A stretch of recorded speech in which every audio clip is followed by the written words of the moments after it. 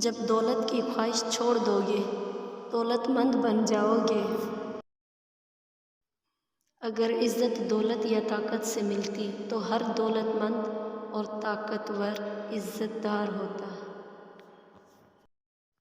دولت اور عہدے انسان کو عارضی طور پر بڑا کرتے ہیں، لیکن انسانیت اور اچھا اخلاق انسان کو ہمیشہ بلند درجے پر رکھتا ہے۔ دولت مٹی کی طرح ہے اور مٹی کو پیر کے نیچے رکھنا چاہیے۔ اگر سر پر چڑھاؤ گے تو قبر بن جائے گی۔ قبر زندہ لوگوں کے لیے نہیں ہے۔